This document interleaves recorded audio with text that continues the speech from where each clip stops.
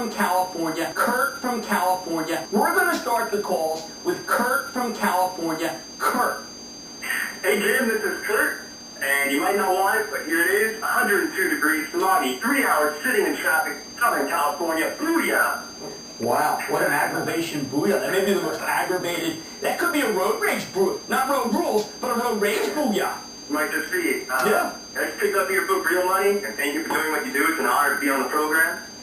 It's an honor to have you. In paperback, sold only 483 copies this week, but I don't count.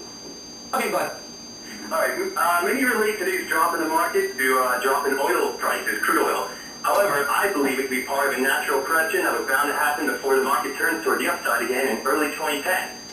Excluding the energy sector, why would a drop in crude oil negatively impact stocks? Wouldn't a drop in crude oil stimulate the economy? Lower prices equal reduced operating costs. Kurt, you raise a logical question. You're begging for rationality in a market that is irrational at times. This market is saying that when oil comes down, the economy's too weak. You and I are in agreement. When oil comes down, it's anti-inflationary and it's bullish for the American consumer and reduces a tax. But we must obey Mr. Market, who says right now, short term, we have to go down if oil's not strong enough. So why? Because Kurt does ultimately have horse sense and also road rage.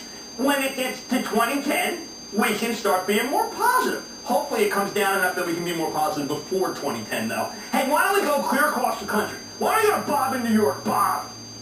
Booyah, Jim. Thanks for taking my call. My pleasure. Were you Long Island, Bob? Is that Long Island? Southampton. There you go.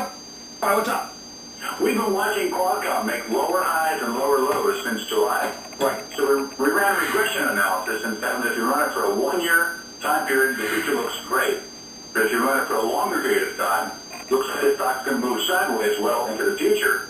What is your take? Bob, you're regressing if you're using regression analysis. As I told my previous caller, Kurt, from his road rage situation developing in Southern California, we do not want to put that kind of rationality to a market with animal spirits. Qualcomm, which I own for my charitable trust, has the best 4G platform. It's the stock I feel best about in 2010, even as I feel shaky about it right now because it had such a big move. So I'm in disagreement with Bob. I'm in agreement with Kurt. But over the long term, Kurt is going to rock. All right, stay.